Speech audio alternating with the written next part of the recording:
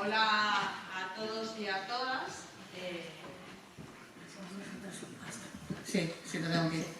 Y bienvenidos a una nueva conferencia que no sé cómo va a ser hoy, pero hoy parece que vamos a cambiar un poco el formato de otros museos de otras miradas. Hoy tengo el súper honor de que contemos con Blanca de la Torre, que es una leonesa, nacida en el año 77, pero que como sabéis desde el año pasado, todavía no llega al año, es directora flamante, directora del IBAM y de la que esperamos tantísimo, verdaderamente. Por eso yo estaba muy interesada en que no tardáramos mucho en que Blanca viniera, también para que nos conociéramos todos en la medida de lo posible, ¿no? Ya que bueno, pues es territorio que afecta también al museo.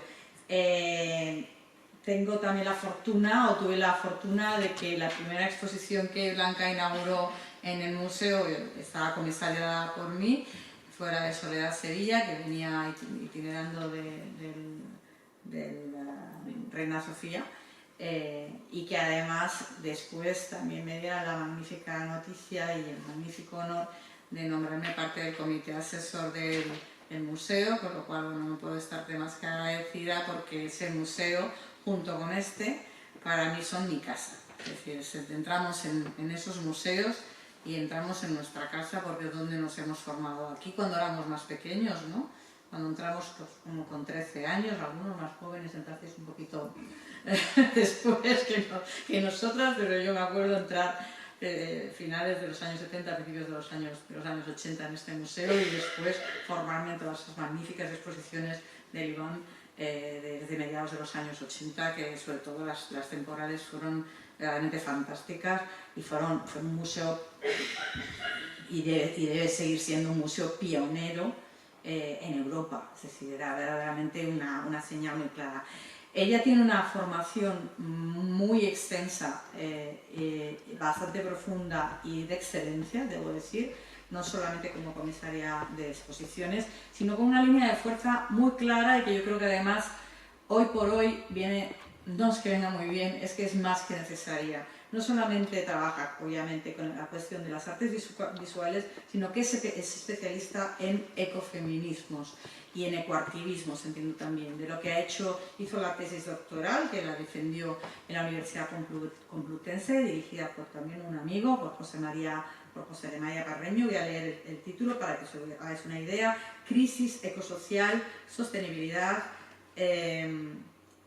prácticas artísticas y curaduría, es decir, que cruzaría absolutamente todos los aspectos de la práctica y de las formas de hacer del arte contemporáneo con la idea de la sostenibilidad y con la idea de la implicación ecológica. Por tanto, no solamente trabaja con prácticas creativas sostenibles y con la idea de trabajar en el territorio, sino que tiene planteamientos reales, que es algo que yo siempre he soñado que se pudiera hacer, de que las propias exposiciones y los dispositivos de las exposiciones también sean sostenibles. Intentemos apoyar también en ese sentido. Como crítica de arte y ensayista tiene a sus espaldas más de 100 textos especializados. Su trayectoria es una trayectoria absolutamente internacional, aunque se inició como nos ha pasado a todos, ¿no? En el museo de su ciudad, en el MUSAC, pero después ha estado integrada en el Artium de Vitoria como conservadora y directora de exposiciones, me parece también, ¿no? Ha sido comisaria de varias bienales de arte contemporáneo, en el año 2020 de Cuenca, no la nuestra, la de Ecuador, ¿vale? Que fue además se llamaba Bienal del Bioceno, cambiar el verde por el azul. O sea, ya el título es no solo sugerente, sino verdaderamente necesario.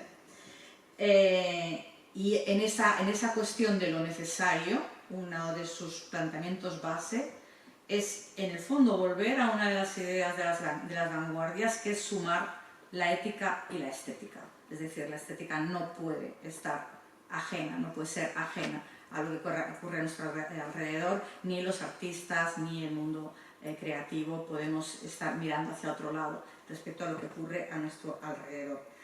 En el año 2023 es comisaria de la Bienal de Helsinki y en el 2025 es comisaria del pabellón español de la Exposición Universal de Osaka.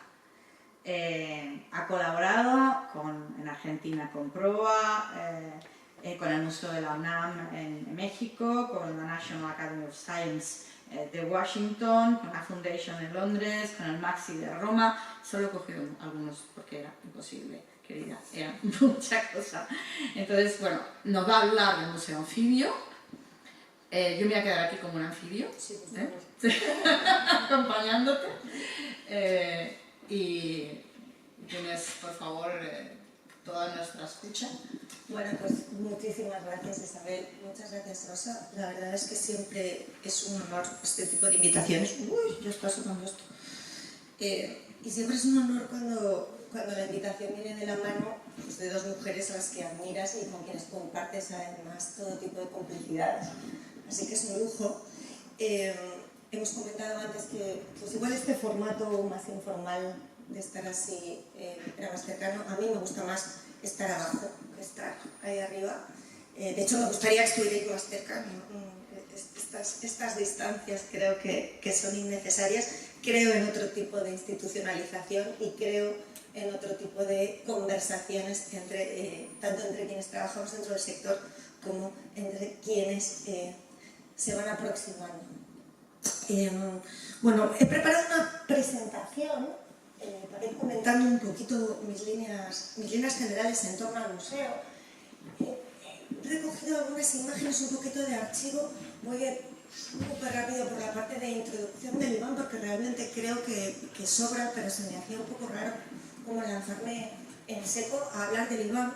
Simplemente quiero comentaros luego mis líneas esenciales y de ahí desembocar en esa idea del museo anfibio. Supongo que estaréis pensando, bueno, ¿qué es esto del museo anfibio? Ahí, exacto. Bueno, muy bien.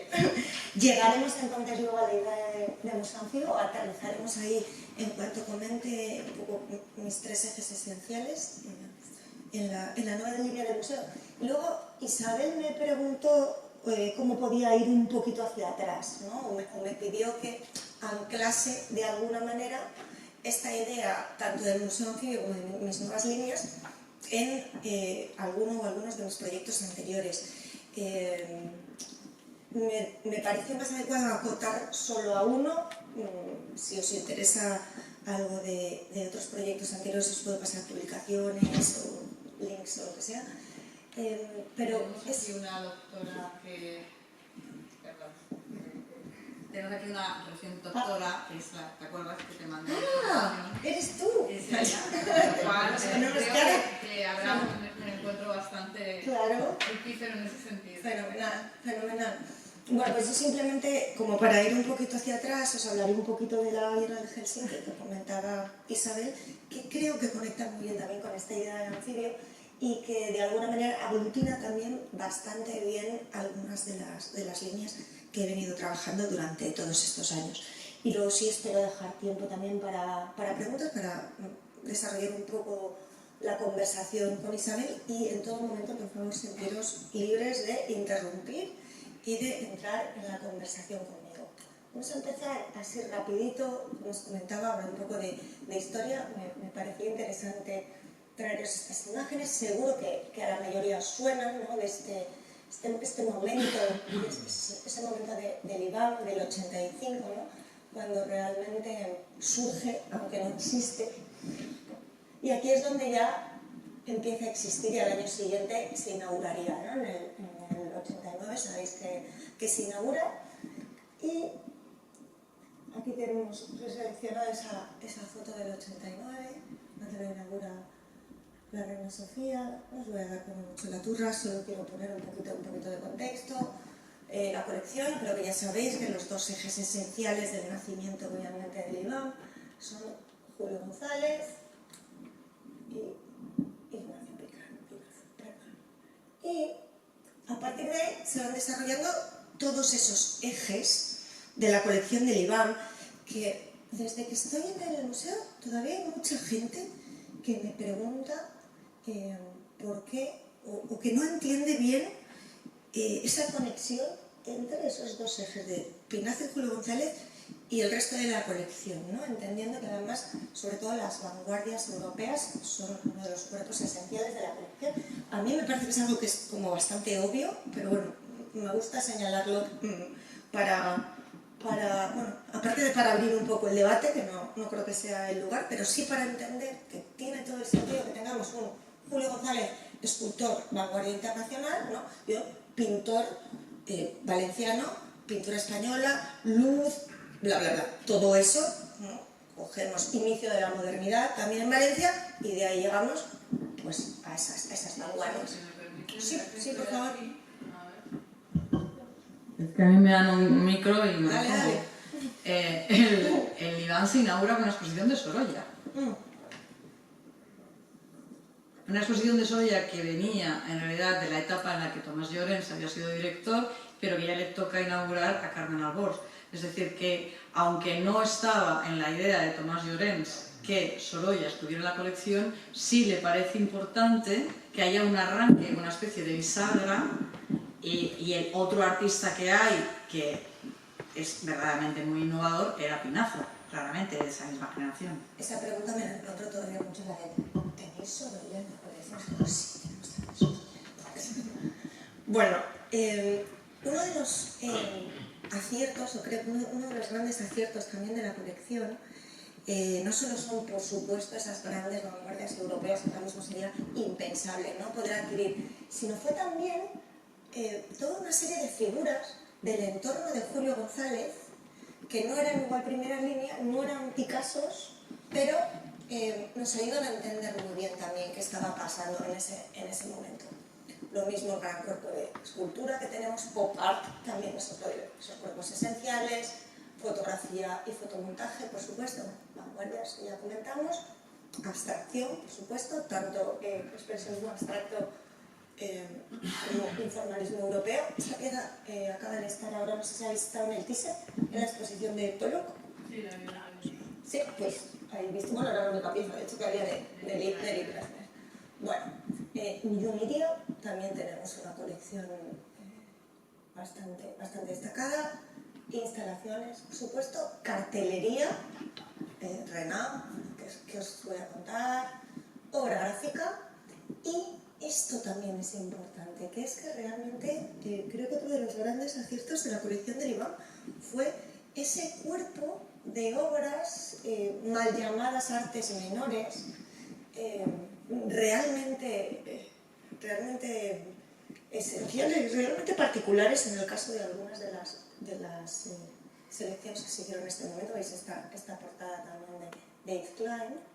La revista Aiz es otra de esas, lo mismo, ¿no?, de Hartfield esenciales, o cubiertas originales también de artistas. O sea, es que maravilla, ¿no?, de la revista View, ese Man Ray del 43, la de Molinari del 37. Realmente todo este cuerpo de obra que es especialmente clave y que en el Iván creo que siempre se ha desjerarquizado en ese sentido, ¿no? Nunca ha habido esa distinción tampoco entre artes mayores y menores, y me parece otro de los grandes aciertos. Pero bueno, de aquí quiero enlazar ya con esas nuevas líneas de la colección. No sé si visteis el anuncio este verano, que ya adquirimos una serie de piezas, adquirimos 16 obras de 14 artistas. Como ya comentó Isabel, ella está también en nuestro comité asesor, y con esta primera adquisición a mí me interesaba ir cubriendo lagunas, por un lado, algunas lagunas esenciales, tanto en mujeres de vanguardia, pues es todo un lujo y bueno, bastante poco habitual poder encontrar algunas grandes piezas como conseguimos en este caso, María Blanchard y Noa Zaharov. También otro cuerpo de obras de mujeres que nos interesa mucho recuperar de años 70, en este caso compramos Concha Jerez, que no estaba en la colección de Iván. Compramos también Concha Jerez de los 90, de estas famosas series de las Barbies. Mujeres de los 90 también esenciales, como Pilar Albarracín, que tampoco estaba. Bueno, no os voy a ir detallando cada una de las piezas, pero sí señalar otra nueva línea, otra nueva pata que decidimos abrir, que tiene que ver con recuperación de materiales tradicionales ligados a las artesanías y los oficios de la comunidad, a la recuperación, digamos, también de esos materiales ligados a epistemologías vernáculas también, ¿no? Y a sabidurías tradicionales, a conocimiento tradicional asociado a pues, la cerámica, ¿no? Los textiles, las fibras naturales, etc.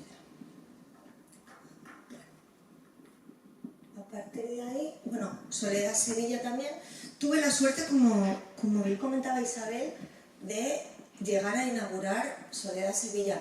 Y os cuento que en mi proyecto original, el que presento al concurso, a mi concurso de dirección, incluía una exposición de Soledad Sevilla. En aquel momento, como el concurso se retrasó tanto, no hubo tantas fases, bla, bla, bla, de aquella todavía no se había anunciado la exposición de Soledad Sevilla, ni en el Reina, ni nada de nada. Yo no tenía ni idea de que me iba a encontrar aquí eso. Entonces, qué mayor lujo que encontrarme la exposición ya hecha, nada más llegar, ¿no? Y bueno, además comisariada por Isabel, que su comisariado creo que habría sido bastante más interesante que el mío, estaría centrada además en unos ángulos en los que realmente, bueno, yo no había investigado tanto.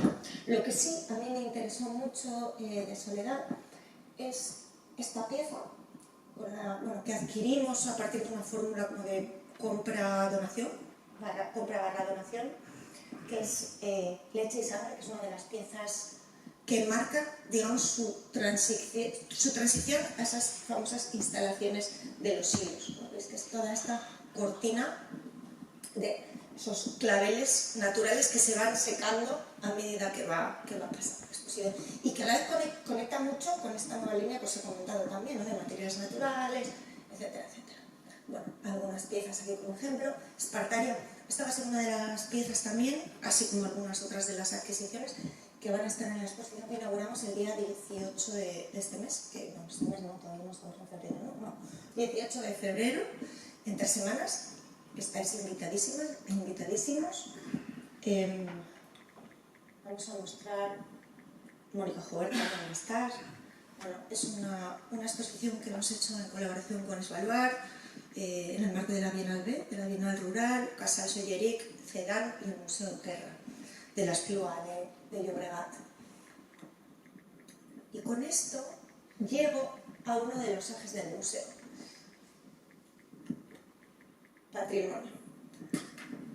Patrimonio para mí, en relación a lo anterior, por un lado, cómo mi plan estratégico pretende colocar la colección como eje sobre el que pivota toda la programación del museo, y con esto quiero decir no solamente que se va a programar siempre colección o proyectos relacionados con colección, sino que sí va a ser un núcleo central del que salen puntos de fuga hacia la colección. Y si tú paseas por las exposiciones temporales, mi plan es que siempre seas capaz de encontrar hilos conductores que te llevan hacia esa colección, ¿vale? Que no haya esa separación entre exposiciones temporales y exposición de colección, sino que todo se vertebra de alguna manera, ¿no? Y hay puntos de fuga entre unas y otras permanentemente. A esto se une un espacio permanente de la colección. Estamos trabajando ahora mismo ya en las salas 4 y 5 para colección permanente. Llevamos desde mayo desarrollando todo el dispositivo curatorial para que funcione tanto como un espacio que permita un recorrido historiográfico, el tradicional, digamos, recorrido historiográfico, y a la vez dispositivos de recorridos alternativos, es decir, que tú puedas recorrer esas salas 4 y 5 si quieres de manera lineal, pero que puedas también establecer un recorrido en clave de género, en clave de color, en clave de conflicto o en clave de ecológicas. Y tú puedes desarrollar uno de esos itinerarios, 2, 3, saltar a otros itinerarios o volverte al recorrido tradicional. Para mí esa es la manera de romper con las lecturas unidireccionales, ¿no? Y no tener siempre o la alternativa de la colección clásica, historiográfica, unidireccional de toda la vida, o siempre los recorridos de lecturas en torno a un relato, etcétera, etcétera, ¿no? Y siempre permitirte esas otras alternativas. ¿Cuál es el plan? El plan es que esas dos salas siempre mantengan ese esqueleto, pero que ese esqueleto sea fácilmente intercambiable o que podamos añadir bien más piezas en nuestros itinerarios, bien itinerarios de lecturas nuevas, o que algunas piezas también sean intercambiables, bien porque nos interesa introducir otros elementos también en esta narrativa, o bien porque es verdad que es un museo que afortunadamente tenemos continuamente piezas en tránsito, ¿no? De hecho, la de Lee Krasner que os enseñé en noviembre vamos a tenerla en el Metropolitan de Nueva York, por ejemplo. Entonces vais a verla, os la vais a encontrar en mayo cuando inauguremos, pero luego en verano se la llevan a Nueva York y la sustituimos, ¿no? Sí, ya. No sé si... Hola. ¿No va? Pues vuelve aquí a la sede. No, me preguntas cómo se...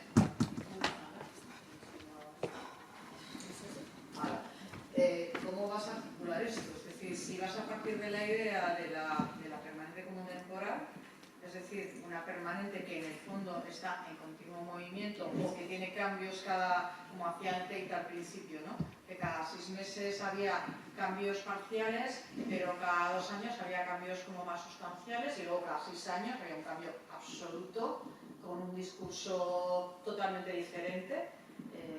Que la verdad es que los primeros fueron fantásticos y luego cayó un poco en declive, ¿no? Murió de éxito, ¿no? Y entonces, esa sería la primera pregunta. Y la segunda sería, o sea, en esos itinerarios que hablas, claro, las salas no dejan de ser salas que en el fondo tienen un planteamiento de museo clásico de gran galería. Entonces, generar los itinerarios, ¿cómo se le va a contar eso al espectador o la espectadora para que pueda, digamos, de alguna manera generar esos circuitos? Vale. La idea es que, bueno, tú tienes como una especie de folletos con esas rutas, ¿no? Para ir desarrollando los diferentes itinerarios. Respecto a lo que comentabas de si temporal y permanente, a mí me cuesta mucho en general pensar en términos binarios, y en este caso me gusta más pensar en un espacio permanente pero vivo, pero constantemente vivo. ¿Por qué? Porque creo que, de nuevo, si pensamos en términos de sostenibilidad, tenemos que tener un espacio permanente, eso por un lado. Segundo, porque uno de los motivos por los que estoy interesada en que haya un espacio permanente de colección es porque hay que generar realmente una sensación, un orgullo, diría, de identidad, y porque creo que la gente se emociona con lo que reconoce. Si no tienes una colección permanente con algunas piezas claves que la gente, sobre todo quienes no están tan familiarizados con el arte contemporáneo, no identifica y no siente como propias y no les sirven también de nuevo, para articular su propio recorrido historiográfico en la cabeza, les cuesta muchísimo más emocionarse con eso. O sea, es que yo misma, cada vez que voy a Roma, a mí el blanco sobre blanco me fascina. Yo tengo que ir a ver el blanco sobre blanco. Y a otros les pasa con las señoritas de Aviñón, y entonces pues cada uno lo suyo, efectivamente, ¿no? O pues eso, me pasa con el retrato de Inocencio en la Doria Pamphili. Pues cada uno tiene ahí sus iconos. Y yo quiero que la gente tenga también sus iconos del Iván, porque tenemos una colección que realmente los tiene. Y a mí me apena mucho preguntar a mucha gente, dime cuáles son tus piezas favoritas de la colección del Iván, y no te saben responder, ¿no? Y sí las tenemos, y entonces pues quiero que igual que la gente a la Guernica también, pues vamos a ver. ¿Tienes Disney? ¿La tienes serie Disney? Pues es que las tenemos. De hecho, es difícil escoger. Uno de los primeros ejercicios que hice cuando comenzamos a desarrollar la curaduría de esta exposición, vamos eso desde abril que llegué, me interesaba mucho hacer el ejercicio de sentar a los conservadores y les pedir por separado a cada uno una lista de sus 10 piezas más icónicas de la colección. Así por separado, como no vale que os las contéis. Y me parecía un ejercicio interesante, ¿no? Porque por supuesto que había muchas que coincidían, pero luego pues cada uno, ¿no? tiene las suyas. Y creo que es algo que a mí me gustaría mucho que en general la comunidad fuese capaz también de hacer. Y creo que este tipo de sentimientos, digamos, o de apelar desde lo emocional, se consigue si realmente tienes un espacio permanente para esa colección. Y luego a la vez, ¿qué pasa? Pues que esa colección tiene que estar viva, ¿cierto? Y tienes que funcionar con estos recorridos alternativos. Para el diseño estamos trabajando con Smart and Green Design de Madrid, que son precisamente quienes hicieron el pabellón de España en Osaka, con quienes yo ya había trabajado también anteriormente, porque son el primer diseño de arquitectura museográfica en España sostenible, midiendo huella de carbono. Han hecho exposiciones fantásticas y bueno, son muy buenos realmente analizando qué es lo que necesitas para, pues eso, para tener un espacio pensando en el largo plazo sostenible. Son quienes nos están entonces diseñando todas las estructuras, ¿no? Y eso luego estará visibilizado también y todos los recorridos en el propio espacio. Sí, sí, sí. Sí, además ellos tienen como una estética, creo, también muy particular. Bueno, entonces patrimonio, hablamos de que este era uno de los ejes esenciales. Territorio es el segundo eje.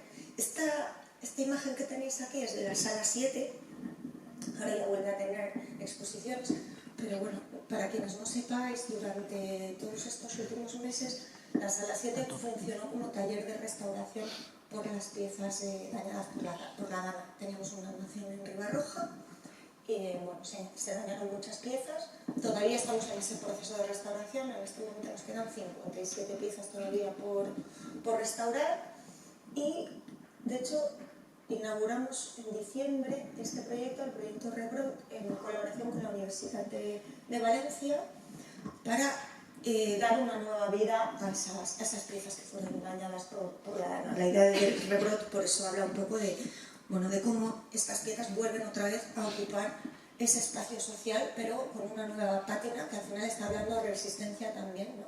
Y de modos de enfrentarse a las catástrofes. Al final, cuando pensamos este proyecto, me gustaba mucho pensar en el libro de Rebecca Solnit, no sé si lo conocéis, el de Un paraíso, la traducción es Un paraíso construido en el infierno, y lo que hace ella es analizar lugares de todo el mundo donde se han enfrentado a grandes catástrofes, pues del Katrina hasta todo tipo de catástrofes naturales. Y ella lo que hace es hablar de cómo, frente al relato que generalmente se nos cuenta en los medios de comunicación, que habla de pillaje, saqueo y anarquía, en realidad la narrativa real es una de solidaridad, ¿no? de acción común ante la adversidad, ¿no? Y de esos nuevos espacios, digamos, de resiliencia colectiva. Pues bueno, al final era como hablamos con la universidad y como pues, podemos un poquito hablar de todo esto a través de esas piezas. Inauguramos la primera fase y la idea es que continuemos haciendo más fases, sacando esas piezas que vamos restaurando de la dana y abriéndonos a más espacios también de la universidad y no solo de Valencia. Aquí la idea es también salir extramuros cuanto antes. Sí, la idea es ir saliendo, ir ocupando espacios poco a poco y continuar trabajando en ese repertorio colectivo y desarrollar más proyectos en general con las universidades. Porque otra de las líneas que también me interesa mucho es darle otro impulso a esa idea del IBAM como instituto. Al final, el IBAM no es solamente un museo, es un instituto. Y eso implica desarrollar toda una serie de proyectos más allá de lo académico también, que tienen que ver también con la experimentación, con todas esas fórmulas intermedias entre el museo y la academia que tienen que ver con vamos a buscar otros modos de buscar conocimiento, crear conocimiento y producir conocimiento desde las prácticas artísticas. Y finalmente, el tercer eje es sostenibilidad. En este momento estamos trabajando también con Jules Bicycle, no sé si las conocéis, es la consultora de sostenibilidad, yo diría la más importante que hay, la que más ha desarrollado proyectos a lo largo de todo el mundo, acompañando a museos e instituciones artísticas para desarrollar un plan sistémico para que las instituciones se vuelvan más sostenibles. Yo ya había trabajado con ellas, ya habíamos colaborado, yo he dado talleres también para ellas en algunos otros lugares, pero obviamente yo no puedo con el IBAM hacer yo sola esa tarea, necesito también una consultora para ir de la mano y bueno, nos están haciendo como ya esa también primera fase de análisis. De hecho, os voy a contar aquí una anécdota. Sabéis que hace unos años precisamente estuve en el IBAM dando una conferencia de sostenibilidad. Y en ese momento os aseguro que a mí me pareció uno de los lugares más difíciles, sí, a la hora de pensar en cómo hacer esta transición. Sí, recuerdo que después hacían preguntas y yo sonreía y decía, pues realmente aquí hay muchísimo trabajo por delante. O sea, el plan sí que exigiría una hoja de ruta realmente complicada. Y al final, ahí acabé el karma. No, pero bueno, estamos en ello. Llevará tiempo, pero estamos en ello. Bueno, pues estos tres ejes, sostenibilidad, territorio y patrimonio, al final convergen en toda una serie de programación de proyectos y de proyecto, una vez más, sistémico del museo, que por ejemplo creo que también convergen en la exposición que os digo que se va a inaugurar el día 18, ¿no? Ahí entra la parte de sostenibilidad, porque toda la exposición la hemos hecho desarrollando una serie de pautas de sostenibilidad que yo ya había venido implementando en proyectos anteriores, así como la publicación. La parte de patrimonio, porque estamos incorporando también algunas de las piezas de la colección que hemos adquirido este verano y que además vamos a llevar a esos otros 3 museos, a esas otras 3 sedes, porque dentro de ese plan de patrimonio lo mismo, planes, vamos a sacar el patrimonio fuera para que todo el mundo lo pueda disfrutar, tanto en proyectos como el de Rebrot, como en otros museos nacionales e internacionales. También estamos con ese plan de internacionalización donde ya tenemos algunos proyectos y algunas exposiciones donde piezas y proyectos específicos viajarán fuera. Y finalmente el de territorio, porque de hecho es una exposición que directamente habla de esa conexión con el territorio, de ese mirar al territorio, de cómo de hecho esos materiales hablan directamente de eso. Yo a menudo también insisto en cómo la pérdida de biodiversidad y la pérdida de saberes tradicionales y de epistemologías operan como vasos comunicantes, ¿no? Por ejemplo, es como la pieza que os enseñé antes de Sonia Navarro del esparto. El esparto es una planta esencial para evitar la desertificación, es esencial para mantener los ecosistemas y para retener el agua. Si desaparecen todas las técnicas tradicionales asociadas al esparto, automáticamente el desequilibrio ecológico está ahí.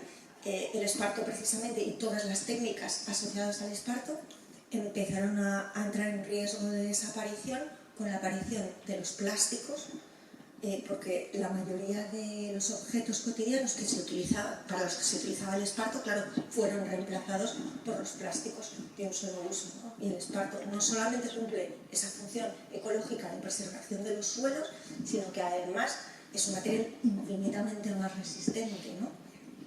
Bueno, al final, de tiempo, me voy enrollando mucho más de lo que pensaba. Bueno, pues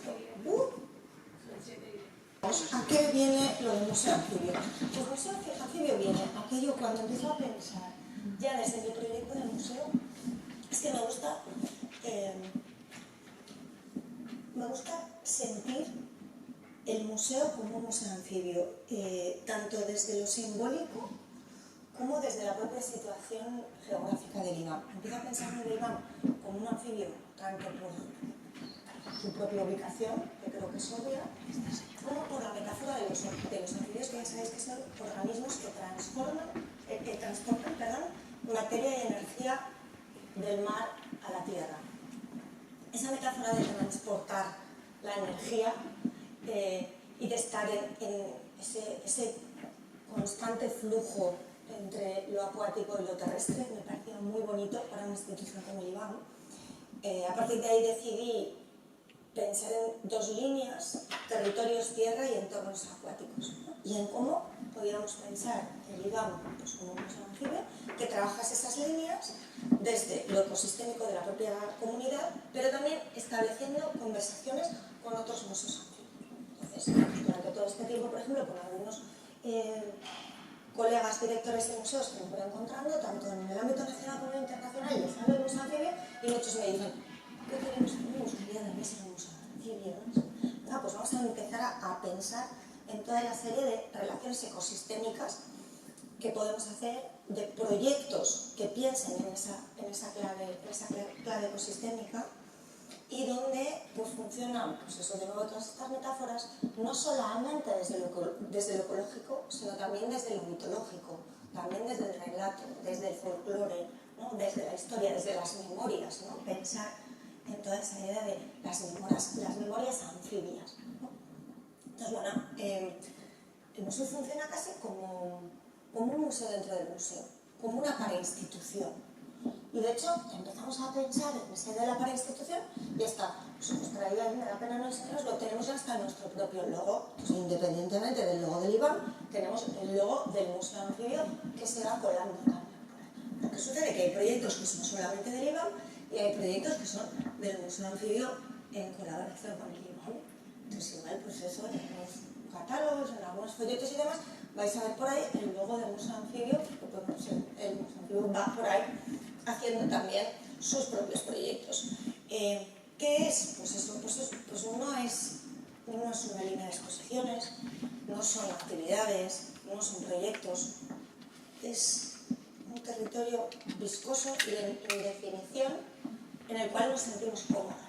Nos gusta precisamente pensarnos desde esa indefinición, desde el que no tenemos por qué dejar marcado ese territorio de que es Museo Anfibio y nos gusta más pensarnos como esa parainstitución dentro del propio IBAM.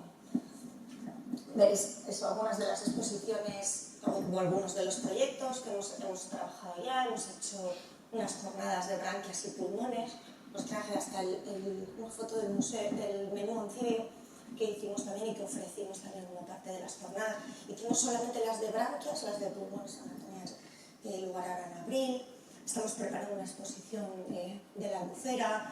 La semana pasada, hace un par de semanas, presentamos Green Porno de Isabela Rossellini, no sé si lo visteis, que son una serie de cortos que hizo Isabela Rossellini donde ella se disfraza de animales y lo que hace es hablar de los rituales de apareamiento de diferentes animales. ¿Qué más? Sí, a mí, respecto a todo esto que estás contando, me parece muy interesante como el cambio de paradigma que se genera en la figura y en el rol de director de museo o directora de museo en este caso. Es decir, en lugar de alguien que se basa fundamentalmente en un discurso histórico, genealógico, etc., es casi más bien un director artista que parte de un discurso poético y que genera todo desde un ámbito de lo inefable, de lo inaprensible, ¿no? De lo que todo es posible. Es que a mí me cuesta muchísimo ver esa diferenciación también, igual que me cuesta mucho pensar en clave de pasado, presente y futuro. Me gusta pensar en pasado, presente y futuro como una sola línea histórica, ¿no? Pienso mucho en las cosmovisiones indígenas. He trabajado bastante en el sur global y me gustan mucho algunas de las filosofías que tienen que ver con cosmovisiones indígenas y una de ellas tiene que ver con esa concepción del tiempo, ¿no? Y de romper con esa idea de pues eso, pasado, presente y futuro. Y como historiadora también me sucede, es decir, por supuesto que como historiadora el pasado está ahí, y no solo el pasado desde lo contemporáneo, que yo en ese sentido pues muchas veces reivindico como para mí uno de mis momentos, los momentos que más maravillosos recuerdo en el momento en que yo supe quiero dedicarme al arte, fue de adolescente en el Palacio de Nosos viendo los frescos del Palacio de Nosos. Y esos frescos me parecen increíblemente contemporáneos. Entonces, eso por un lado, y por otro lado, que siempre me he visto, más que como historiadora también, más que pensando solo en el pasado, pensando en futuros. Y creo que una de las capacidades más importantes que tienen tanto las prácticas artísticas como los museos y las instituciones de arte contemporáneo es construir futuros posibles, es crear futuros habitables. O sea, si no somos capaces de dibujar el mundo que queremos habitar, ¿cómo vamos a ser capaces de hacer una hoja de ruta? Y ahí es donde creo que la capacidad del arte contemporáneo juega un papel esencial a la hora de construir relatos. Ahí es donde tenemos una responsabilidad también en cómo cambiar el relato, cómo, pues al final es que el arte también es ese espacio donde pues, todo es posible aunque nada es necesario, y eso es fascinante porque cabe todo. Y y creo que ese es el espacio que hay que abrir. Y ese espacio no tiene que ver ni con pasado, con presente y futuro, sino ahí es donde tiene que caber todo. Por supuesto que tenemos que entender muy bien el pasado para saber en qué lugar estamos, pero también para ser capaces de nuevo de dibujar qué futuros queremos. Y creo que pues, los museos estamos para eso también, no solo estamos para preservar el pasado, sino para ver patrimonios futuros. A ver, ¿qué pasa aquí? Y en la comprensión, además, de que el arte no deja de ser una fórmula de conocimiento, que es paralela al conocimiento científico, pero que te está acercando a otras formas de ver el mundo y de entender el mundo y de interpretar el mundo, ¿no? Es decir, que, no sé, cuando has dicho no somos tan necesarios, yo cada vez pienso, fíjate, que somos el arte es muy necesario para la supervivencia. No, por supuesto, o sea, es imprescindible, pero... Bueno, nosotros para sobrevivir a todos los niveles. Pero sobre todo, pues eso, para construir futuros. Nada, no hay manera de que esto conecte, así que ni anfibio ni nada.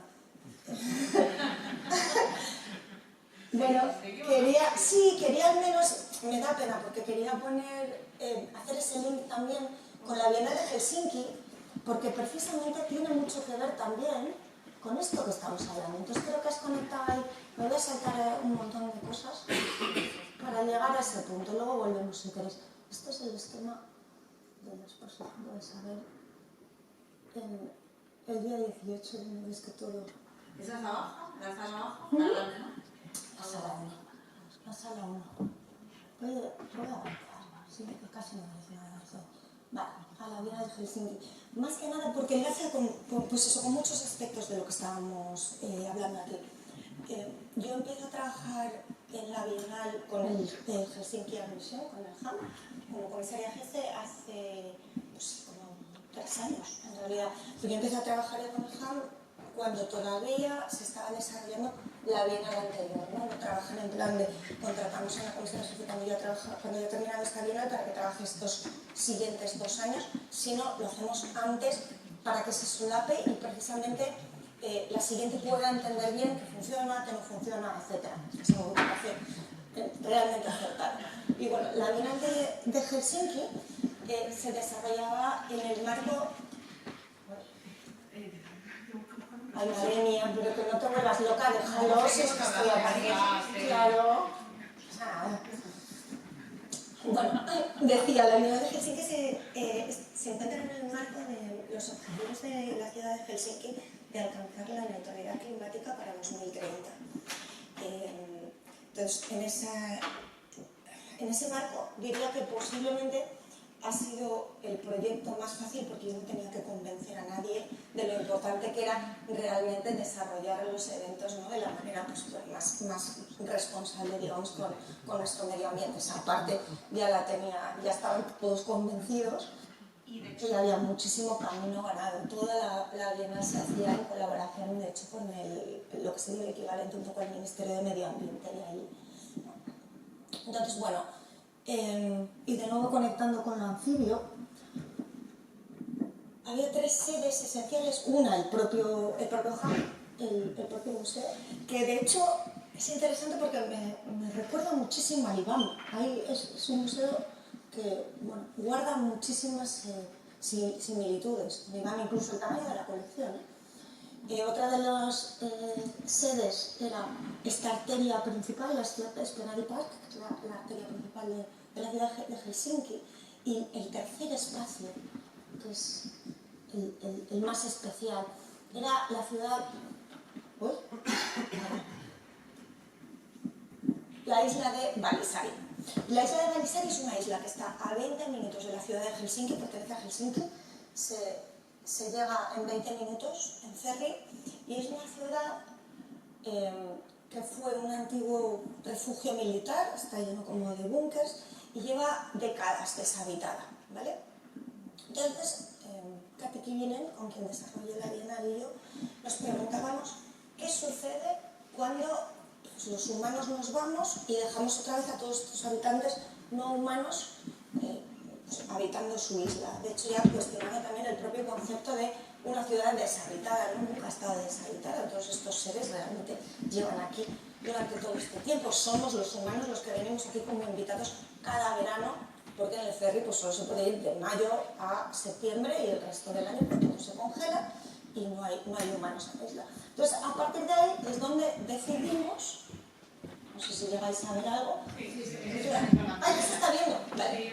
Entonces, decidimos, o sea, empezamos a pensar en cómo enfocar la Bienal hacia lo no humano, cómo pensar la propia isla como refugio, de ahí lo del shelter, como refugio, tanto este refugio de lo no humano como también refugio simbólico, y cómo pensar el arte y las prácticas artísticas desde la idea de refugio, ¿no? Desde la idea de reparación también. Y el below and beyond, ¿no? La importancia de mirar también hacia abajo y más allá, becoming and belonging, ¿no? El formar parte, ¿no? Y el convertirte en, con esa idea de simbiosis. Bueno, hay estos gráficos que me gustan a mí tanto, y el gesto, digamos, curatorial más radical que decidimos emplear a la hora de pensar el tema, o a la hora de abordar el tema, fue: no va a haber ningún tipo de humanos como protagonistas de las obras.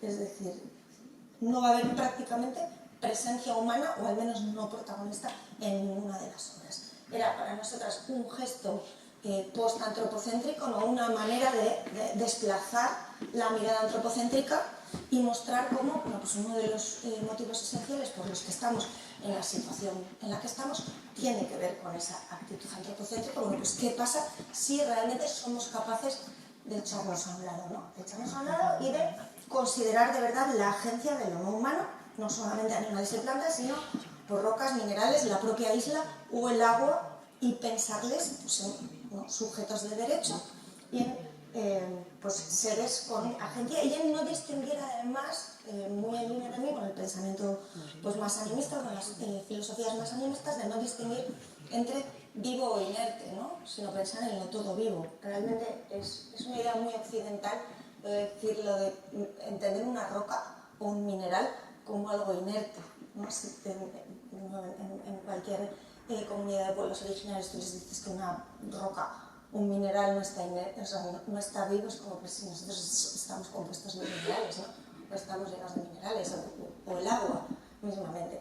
Bueno, pues partiendo de todo eso desarrollamos pues, toda esa serie de piezas con un carácter también muy transdisciplinar, muy de investigación. Aquí, por ejemplo, el colectivo Locus realiza una investigación sobre la fósfera marina, que es esencial también para mantener pues, el equilibrio en el Báltico.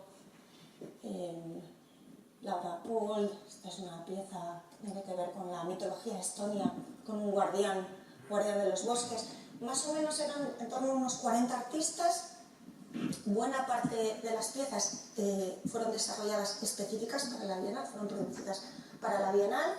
Había pues, como bastante equilibrio, yo creo, de todos los países, con un fuerte foco en países nórdicos y del Báltico, obviamente, y también subglobal, especialmente Latinoamérica, porque yo he trabajado bastante en Latinoamérica, y también comunidades indígenas de diferentes lugares, no solamente de Latinoamérica, también Sami, obviamente, porque bueno, sabéis que la población Sami es el único pueblo originario que nos queda en Europa y que precisamente se extiende en Suecia, Finlandia, Noruega y un poquito de Rusia. Entonces procuramos tener también la comunidad Sami en esa zona representada, así como digo, Filipinas, África, varios lugares. Y esta era la línea. Tobón, Juan Zamora, obviamente también hay artistas españoles. Juan Zamora, por ejemplo, estuvo desarrollando uno de sus trabajos con bioluminiscencia natural. Entonces, junto con la Carlos III de Madrid, lo que hace es sintetizar bioluminiscencia natural. Estos son plantas también originales de ahí, que las pinta con una resina que crea que es totalmente inocua, no daña para nada las plantas, y simplemente las plantas se cargan con la luz natural, y cuando apagas las luces, pues bueno, brillan. Simplemente replicar, digamos, cómo funciona la bioluminiscencia natural. Luego piezas como la de Urbonas, que atendían a frecuencias no solo humanas, sino también no humanas. Estás utilizando ¿cómo se traduce? Sí, bueno, como un sistema como de tuberías de drenaje, y crean una instalación con frecuencias, de nuevo, que algunas de ellas no eran percibibles para el sentido humano. Otra de las cosas que intentamos también para desplazar esa mirada antropocéntrica es incluir todos los sentidos, y no solamente el visual. Al final, lo visual es el sentido más antropocéntrico que hay. Si pensamos sobre todo pues, en animales, ¿no? Es más el olfato, ¿no? Es más lo áureo. Entonces había muchísimo sonido, había piezas olfativas, había piezas hápticas, ¿no? y táctiles. Intentamos que fuese algo como muy inmersivo y generar conversaciones y diálogos también entre diferentes ecosistemas. Esta pieza, por ejemplo, de Ana Teresa Barbosa, que es peruana, y ella lo que hacía es trenzar un bosque con corteza de árboles de Perú y corteza de abedules de Helsinki. A partir de una serie de talleres colaborativos de trenzado, luego pues, construyó esta especie de bosque a partir de diferentes cortezas trenzadas, ¿no? O Ernesto Neto, que hace una especie de red de pájaro gigante, sí, maravillosa, siempre maravilloso. Tania Candiani crea también estas piezas inspiradas en el mundo subterráneo. Tania Candiani la vamos a tener también en abril en el IBAM. Geraldine Javier. Geraldine también pertenece a una comunidad indígena de Filipinas y realiza todos sus proyectos utilizando solo materiales también de su entorno, crea todos los tintes naturales también, y todos estos bordados con las comunidades de su poblado, que fue uno de los que más se vio afectados por Alway Kaumakan, lo mismo, ella es de la comunidad indígena de Taiwán. En Taiwán, Saskia Calderón. De Saskia vamos a tener una pieza también el día 18. Ella es de Ecuador, es mitad indígena, también la mitad de su familia es indígena, y de ahí ha heredado también métodos de sanación y de conexión con los ancestros y los espíritus. Y además ella es cantante de ópera. Entonces todas sus piezas son piezas sonoras donde ella canta, y lo que ella hace es conectar, en este caso lo que hacía era conectar con los espíritus de los no humanos que habitaban la isla de Balisari. Esto era también una pieza sonora. Esto que veis, de hecho, no es madera normal, estos son fósiles, es madera fosilizada. Ese rapidito, Olafur, Eliasson, por supuesto, Kunz Holstrom. Esto es una pieza, la mayoría son desarrolladas específicamente, sobre todo para la isla. En este caso es una escultura también sonora, que con esa forma así como de híbrido entre champiñón y extraterrestre, una criatura especulativa, que lo que tiene es biosensores que escuchan el sonido de la tierra, ¿no? Entonces el sonido era estar como escuchando. Exacto. Así como rapidito, no sé cómo vamos ahora. Vamos mal, ¿no? Ya me imaginaba. Te quedan 20 minutos para salir por la puerta. Ah, muy bien. Bueno, pues rápido, están hoteles polinizadores de insectos, nada, pues así, paso rápido. Para mí otro de los temas esenciales era el caminar como parte también del propio proyecto, el disfrutar ese caminar. Os he traído aquí un pequeño vídeo, bueno, muy rápido. Y el decálogo. Un decálogo de sostenibilidad que también estamos ahora mismo desarrollando, el decálogo anfibio, y por eso quería también conectar con esto. En los últimos proyectos que he venido desarrollando, para mí es importante crear decálogos de sostenibilidad, que no son pautas de sostenibilidad. Una cosa es las pautas de sostenibilidad para trabajar de manera más psicológica o más respetuosa los proyectos, y otra cosa es el decálogo, que tiene más que ver con el ethos que hay detrás de todo eso, ¿no? La filosofía que subyace a todas esas pautas, que subyace al proyecto, ¿no? Pues en este caso, pensar, por ejemplo, en la huella ecológica integral o la huella integral. Yo prefiero, o sea, no creo que haya que obsesionarse con la huella de carbono, sino que insisto en que también hay toda otra serie de huellas que también tienen que ver además con lo emocional y que también hay que cuidar cuando desarrollamos los proyectos, ¿no? Y cuando estamos trabajando con instituciones. Lo mismo la idea de proteger, de reparar, ¿no? De cuidar, de conocimiento pluriversal, ¿no? De huir de esos conocimientos unilineales y de pensar en clave de pluriversos y no solo de universos. Bueno, recuperar sabiduría tradicional, preservar, ¿no? La idea de patrimonio material e inmaterial para mí está absolutamente vinculada. Y la idea de good life es que bueno, no está como muy bien traducido.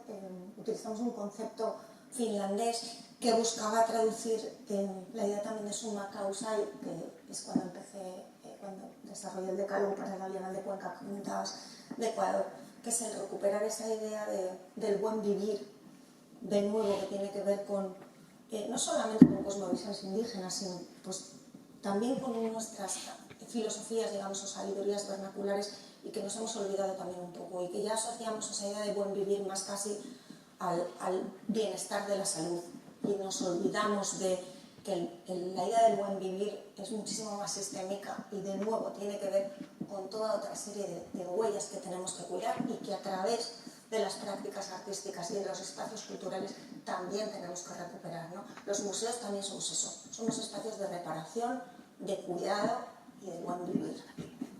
Y bueno, aquí tengo uno de los logos del Museo Anfibio que os comentaba. Entonces bueno, vais a ir viendo también el Museo Anfibio por ahí.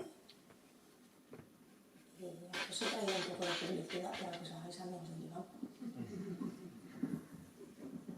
Así que yo creo que ya ha sido un poco express y no tan estructurado como me hubiese gustado, pero bueno, ya repetiremos. Directamente de la Claro. No sé si está, ahora sí. Bueno, Blanca, muchísimas gracias por esta conferencia. Para mí ha sido un verdadero placer escucharte porque además te he leído muchísimo, pero muchísimo, ha sido un referente para mí.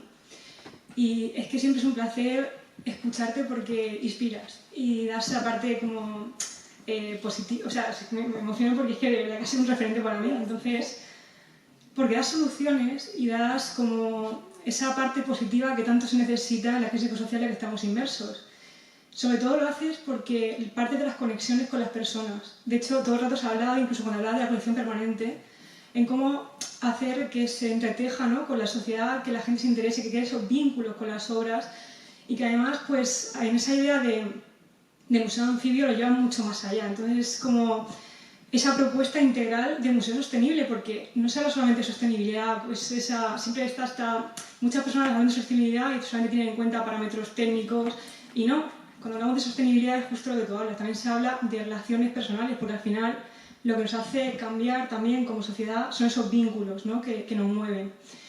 Y una de las preguntas que me surge respecto al museo anfibio es que, bueno, yo ahora mismo estoy trabajando mucho con museos comunitarios, ecomuseos, y estamos viendo una cosa que funciona muy bien, y es que en ocasiones se dialoga con el trabajo que estamos desarrollando ahí dentro con museos más grandes. Por ejemplo, en el Museo Nacional de Colombia se está desarrollando un proyecto, no sé si lo conocerás, que es Caminos del Agua, que parte de un proyecto comunitario sobre la defensa de los ríos en la parte norte de Colombia, y entonces ellos querían integrar dentro de esos discursos que se generan en los grandes museos, que al final lo que se cuenta también es esa historia, ¿no?, integrarlo dentro del propio discurso del museo, es decir, ¿quién cuenta la historia? También vamos a dejarlo que cuenten las personas, ¿no? Entonces esa idea de traer esos discursos que se generan con la comunidad al propio museo también podría ser a lo mejor una de esas formas de afrontar ese museo anfibio. De hecho, bueno, hablabas ya de que estabas contactando con otros museos locales, entonces puede ser también una fórmula muy interesante de... ¿Has comenzado a generar una red como de tentacular entre museos locales o dinámicas similares? Es que, mira, has dado la clave en otro de los puntos y que creo que tiene mucho que ver también con lo que comentaba Isabel de cambio de paradigma, que es que yo creo en las relaciones y en las colaboraciones transescalares. Me parece que pertenece a otra época esa idea de que los grandes museos solo tienen que colaborar con grandes museos, entonces los pequeños que colaboren entre ellos, que son los que no tienen dinero, ¿no? Y a mí pues eso, me parece una idea completamente de otra época. Creo que hay que trabajar desde lo transescalar, desde lo tentacular y de nuevo desde las complicidades y las empatías. Y tiene más que ver con pues, cómo contamos lo que queremos contar y cómo lo tenemos que contar entre todas y todos. Y para hacer eso, solo se pueden hacer alianzas desde todas las escalas posibles, porque si no, además, solo vas a llegar siempre a los mismos públicos. Y creo que no estamos para eso, desde luego. Así que sí, estamos en ello. Y de hecho, insisto, o sea, vais a ver colaboraciones con grandes museos, pero también vais a ver, pues ahora mismo, la exposición de A Media Lumbre, después de irse a Mallorca, se bifurca. De hecho, además, no es ya, a mí no me gusta esta idea tampoco de itinerar como de exposición enlatada, sino que en realidad son 4 exposiciones que forman parte de un solo proyecto. En Paraguas son todas diferentes y se bifurca hacia lo rural en Museo Terra y el CEDAM, que son pues, 2 museos más pequeños, con otro tipo de escala, pero que creo que pues compartimos muchísimas cosas a la idea de pensar, a la hora de pensar lo rural, de pensar las relaciones entre lo rural y lo urbano, a pensar la idea de la periferia, que no deja de ser una relación de poder más también, ¿no?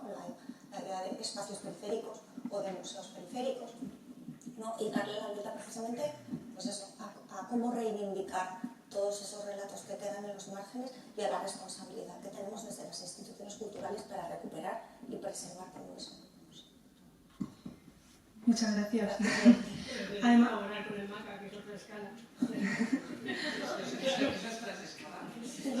Además, es que esta idea se escucha mucho en el discurso de que bueno, pues es el museo, la cultura, tenemos que dar respuesta a las necesidades sociales.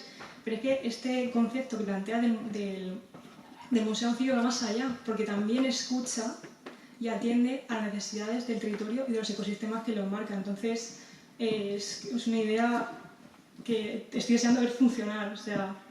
Pues sí, vente, ya está ahí, ya están pasando cosas. ¿Querría preguntar algo más? José María,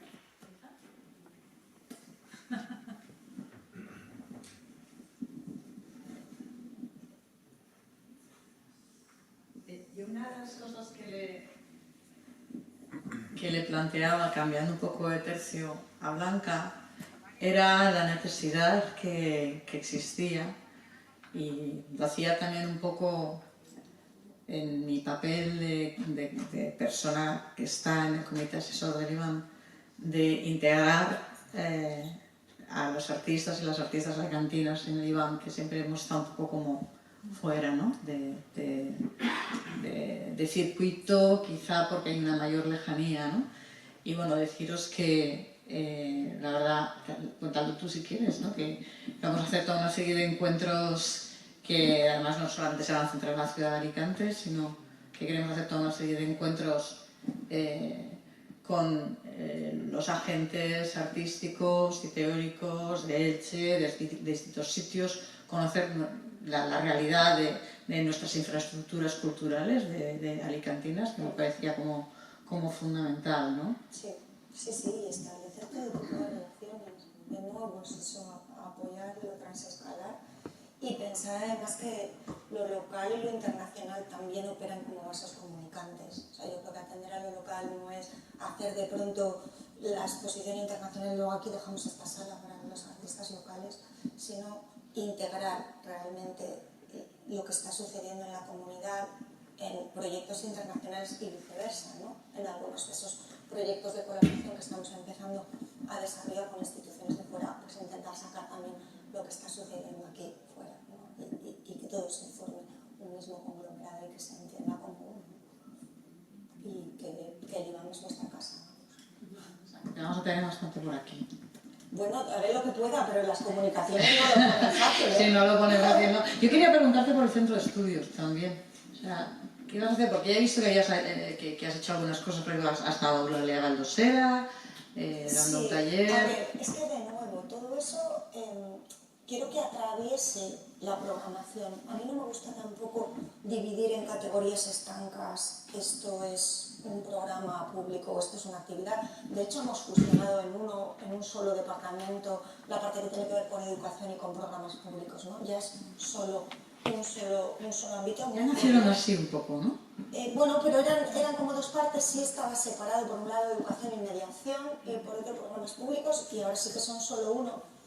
Y tampoco quiero que esta serie de departamentos funcionen como una parte más independiente de la voz curatorial. O sea, quiero que tengan voz propia, quiero que sean independientes. Generalmente este tipo de actividades son siempre paralelas, ¿no? Esta idea de las actividades paralelas, se hace la exposición y luego las actividades paralelas. Y para mí creo que tienen que tener fuerza propia y una autonomía propia también, ¿no? No siempre esa idea de, bueno, alrededor de esta exposición vamos también a hacer esto, sino, pues una vez más, que todo funcione de manera tentacular y todo ello conforma el programa simplemente desde diferentes ángulos. ¿Alguien tiene alguna pregunta más?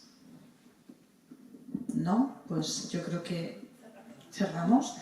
Le damos las gracias, le aplaudimos, pero antes quiero deciros que a continuación vendrá Tania Pardo, ¿vale? Es la Es fantástico. directora del KBS Móstoles.